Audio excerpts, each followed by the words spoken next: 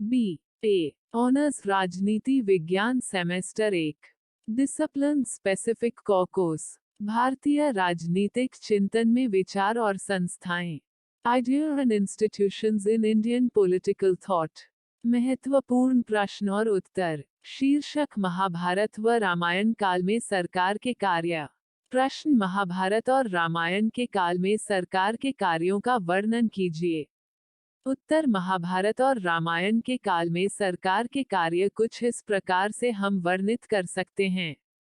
राजा राज्य का प्रतिनिधित्व करता है और इसलिए सरकार के कार्यों को उसके द्वारा किया जाना चाहिए। राजधर्म और संकट काल में राजा के संदर्भ में दंड देने की आचार संहिता दी गई है। यह तथ्य राज्य के प्रशासन के विज्ञान से परे जाता है क्योंकि यह राज्य में सुरक्षा को दर्शाता है। राजधर्म का पालन करने वाले सच्चे राजा को व्यक्तिगत परिवार की अपेक्षा प्रजा के हितों को अधिक महत्व देना चाहिए। प्राचीन भारत में राजत्व को लोगों की सेवा के कई निर्देशों से बंधे प्रस्तुत किया गया है, साथ ही परोपकारी, पितृसत्तात्मक, निरंकुश राजा के रूप में भी प्रस्तुत किया गया है। राजा को लोगों का सेवक माना जाता था, जो अपनी प्रजा के कल्याण को बढ़ावा देना चाहता था। कई स्थानों पर ऐसे निर्देश दिए गए हैं कि राजा को करुणा के साथ समाज के सभी वर्गों के लोगों के कल्याण पर ध्यान देना चाहिए। वास्तव में, उन्हें राज्य, उसकी सुरक्षा, प्रशासन के साथ साथ कल्याणकारी नीतियों और निर्णय लेने के प्रतिनिधित्व के बीच सामंजस्य स्थापित करना होता था। सरकार के मुख्य कार्यों को 6 महत्वपूर्ण आवश्यकताओं के रूप में परिभाषित किया गया है, जिसे राजा को पूरा करने की आवश्यकता होती थी, और इसका उल्लेख इस प्रकार है। 1. मजबूत दुश्मन के साथ शांति के प्रयास। 2. बराबरी की ताकत वाले से युद्ध करना। 3. कमजोर होने पर समर्थ से सुरक्षा मांगना। 4. कमजोर शासकों के प्रभुत्व पर आक्रमण करना। 5. शत्रु के मुख्य अधिकारियों के बीच मतभेद पैदा करना। 6. गठजोड़ और किले बनाकर राज्य की रक्षा करना। वेद व्यास ने उल्लेख किया है कि एक बुद्धिमान राजा को क्षेत्र के अधिग्रहण के लिए युद्ध से बचना चाहिए। इसके बजाय उसे इसे सुलह, उपहार और अलगाव के माध्यम से प्राप्त करना चाहिए। वो आगे कहते हैं कि राजा सभी की सुरक्षा का प्रतिनिधित्व करता है। वो अपने कर्तव्यों का अच्छी तरह से पालन करता है।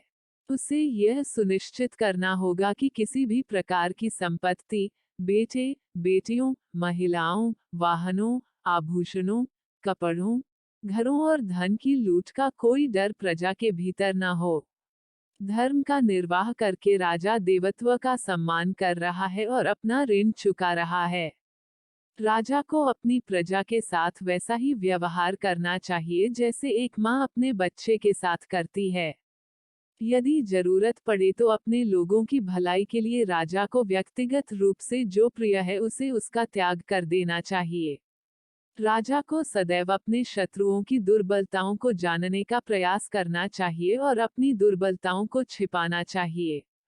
राजा को मंत्रियों की सलाह के अनुसार ही कार्य करना चाहिए तथा न्याय करना चाहिए। उसे प्रजा से कोमलता और शत्रु से सख्ती के बीच संतुलन रखने की कोशिश करनी चाहिए।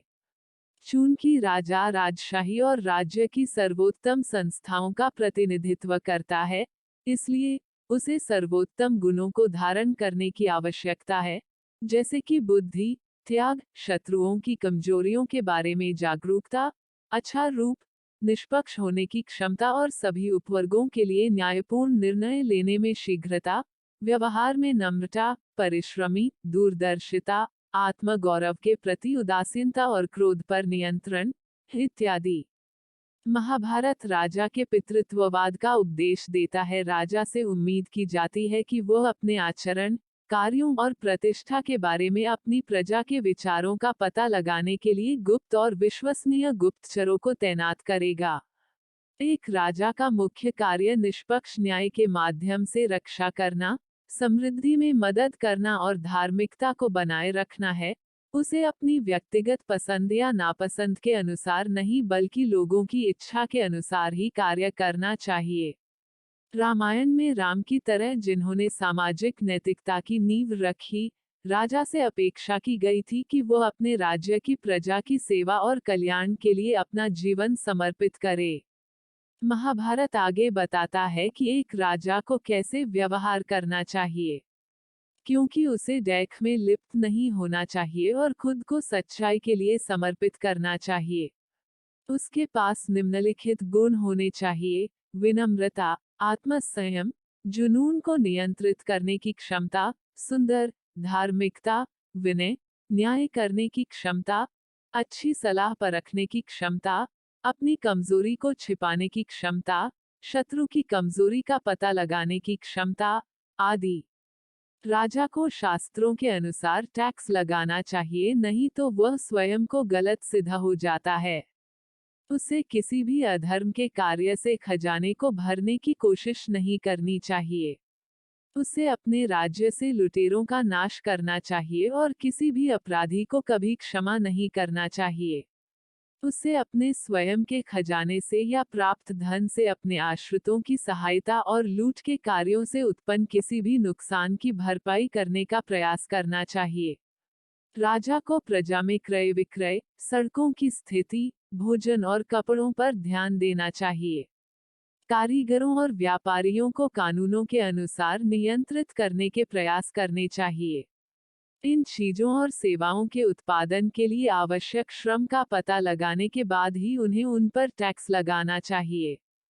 टैक्स इतना अधिक नहीं होना चाहिए कि लोगों पर बोझ पड़े, बल्कि इस तरह लगाया जाए कि मजदूर और उत्पाद बनाने वाले दोनों लाभ साझा कर सकें। एक व्यक्ति धर्म के लिए राजा बनता है और इस प्रकार वह संसार का रक्षक कहलाने का हकदार होता है। यदि वह धार्मिक कार्यों में संलग्न होता है, तो वह भगवान के पद पर आसीन होने का हकदार है।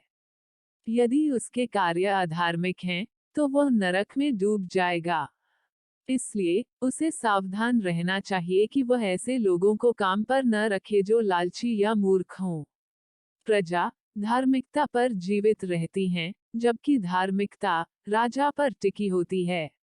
राजा को सद्गुणों का अवतार होना चाहिए, जिसके कार्य एक धर्मी और दयालु आत्मा द्वारा संचालित होते हैं। अधर्मी को दंड देना उसका कर्तव्य है और यदि वह ऐसा करने में विफल रहता है, तो देवता उसकी हवेली को त्याग सकते हैं और बदले में वह अपयश और अपशकुन का भागी बनता है। अधर्मी राजा को वृष कहा जाता था। यह देखा गया है कि राजा अपनी प्रजा के जीवन की दशा और दिशा तय करता है, जबकि राजा के जीवन की दिशा बदले में पुजारियों या ब्राह्मणों द्वारा तय की जाती है। यह भौतिक शक्ति पर ज्ञान की शक्ति के नियंत्रण को दर्शाता है।